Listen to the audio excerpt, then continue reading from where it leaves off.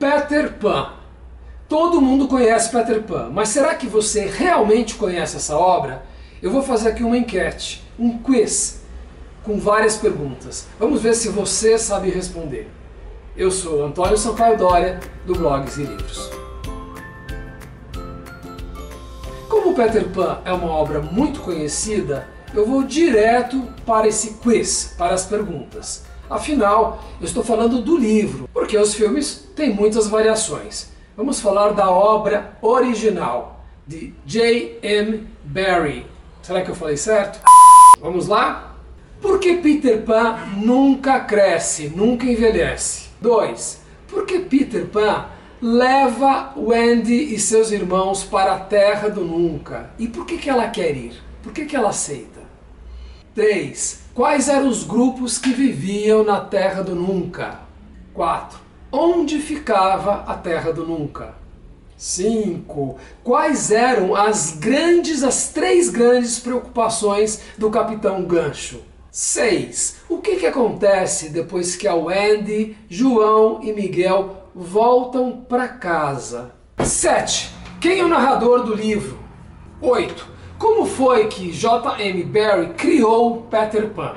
E 9. Qual é o significado maior de Peter Pan?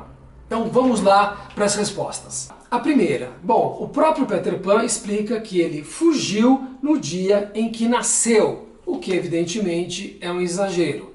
E depois ele disse que ouviu seu pai e sua mãe dizendo o que ele ia ser quando crescesse. Aí ele diz: eu não quero crescer nunca, quero ficar sempre criança e me divertir muito.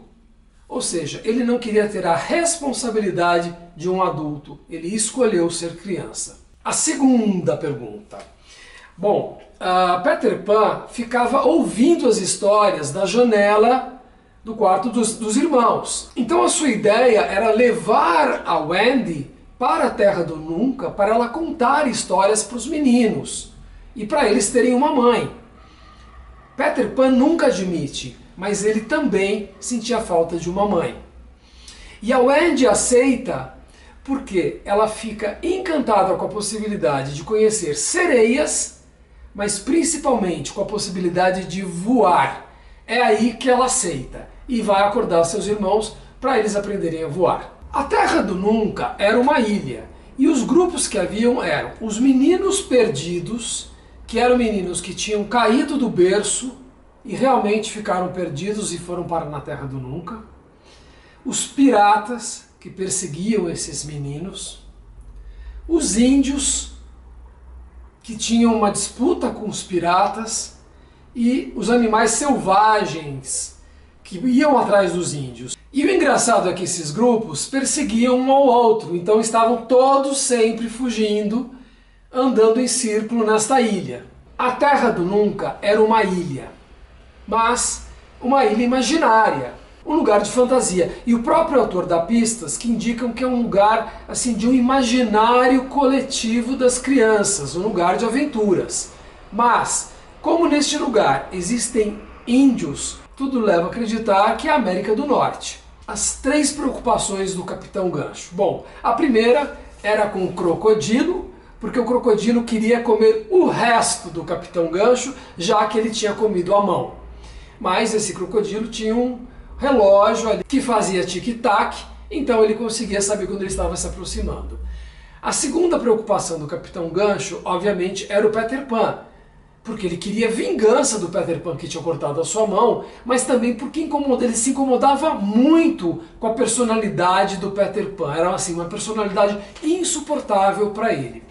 E a terceira preocupação, que é a mais surpreendente, é a seguinte: ele era uma pessoa da alta sociedade na Inglaterra, tinha frequentado ótimos colégios. Então a sua grande preocupação era o que é de bom tom ou não é de bom tom.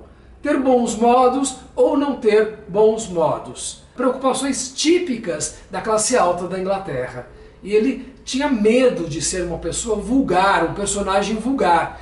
Tanto que ele não gostava dos piratas e achava que aqueles piratas que estavam sempre com ele eram cães. Também é bom lembrar que o Capitão Gancho é um dos vilões mais originais que existem em todos os tempos. Primeiro por causa do gancho. Segundo, pelas roupas que ele usava. Ele usava roupas de um nobre francês do século XVII. E também dos seus cabelos, que eram grandes, escuros e encaracolados. E o que acontece quando eles voltam para casa? Bom, a família adota os meninos perdidos, que eram 6, e Peter Pan não quer ser adotado. Ele não quer ficar ali, ele não quer crescer. Aí ele promete para Wendy que ele vai voltar de ano em ano, mas ele só volta 2 vezes, porque ele não tinha muita noção de tempo, para ele tempo não era uma coisa muito real. E depois dessas 2 vezes, quando ele volta, já estava Wendy com a sua filha. Então ele leva a filha da Wendy para a Terra do Nunca, ou seja, ele só conseguia se relacionar de fato com crianças. Quem é o narrador dessa história? Bom, é um narrador onisciente, aquele sabe tudo, mas que fala a linguagem das crianças, que entende muito bem o raciocínio, a lógica, a emoção das crianças. E ele fala de igual para igual, ele se dirige ao leitor. Então ele entende muito bem o leitor criança e se comunica muito bem com esse leitor criança. Mas, ao mesmo tempo, ele faz críticas às crianças. Ele diz, por exemplo, que as crianças são egoístas, que as crianças não querem nem saber dos pais. Por isso que os 3 irmãos vão para a Terra do Nunca e nem se preocupam com os pais. E acham que quando voltarem vai estar tudo igual e os pais vão estar esperando por eles. Então, isso é verdade ou não é verdade? Então, é um narrador muito interessante, que é cúmplice das crianças, mas também faz críticas às crianças. Como foi que o Barry criou Peter Pan?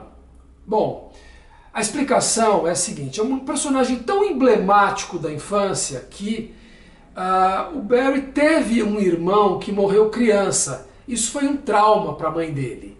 A mãe dele ficou em depressão por causa dessa perda. Então, é como se fosse esse irmão que nunca mais cresceu, que nunca mais deixou de ser criança. Mas também tem outra explicação. Ele se aproximou de um casal e contava histórias para os filhos desse casal. Era a família de Sylvia Davis. E ele inventou Peter Pan, inventou as histórias de Peter Pan para essas crianças. Ele era tão próximo dessas crianças que depois que a mãe morreu, ele se tornou o tutor dessas crianças, o responsável por essas crianças.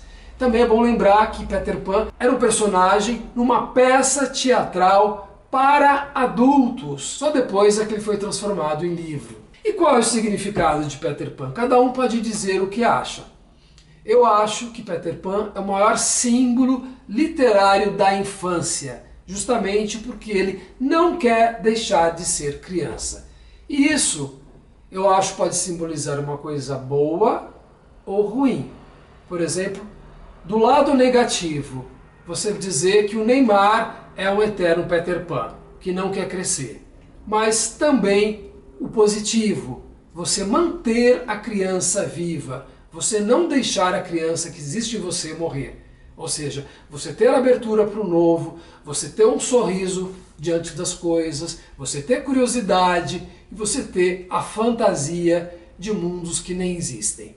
Isso é ser criança. Este é o lado positivo. Então, Peter Pan é o símbolo do que existe de positivo, embora também exista o lado negativo da infância e da criança.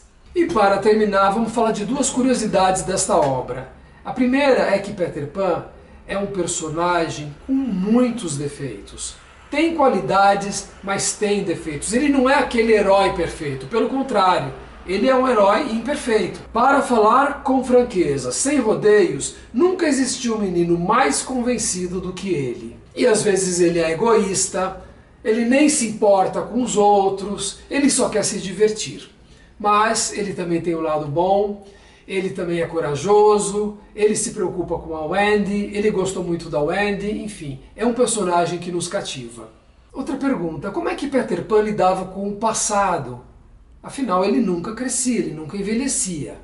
A explicação é simples. Ora, só havia uma maneira, esquecendo tudo o que acontecia, porque seria impossível guardar tudo na memória se a pessoa nunca vai crescer e nunca vai morrer. Não haveria um espaço para guardar todas as coisas. Então ele esquecia.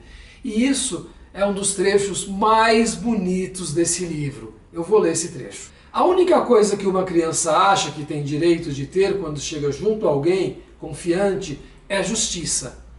Se você for injusto com ela, pode até ser que ela ainda venha gostar de você, mas nunca vai ser a mesma pessoa. Ninguém jamais consegue dar a volta por cima da primeira injustiça. Ninguém, a não ser Peter. Ele sempre encontrava uma primeira injustiça e sempre esquecia. Então, cada uma era a primeira, outra vez. Acho que, no fundo, essa que talvez fosse a verdadeira diferença entre ele e o resto das pessoas. Ou seja, Peter Pan era alguém que não guardava mágoas, não lembrava das mágoas, não lembrava das injustiças. Este foi o segredo para Peter Pan viver tanto tempo e nunca envelhecer. Então, não esqueça de dar o seu joinha, porque ajuda muito aqui a continuar esse trabalho, e volte daqui uma semana para ver mais resenhas. Até lá!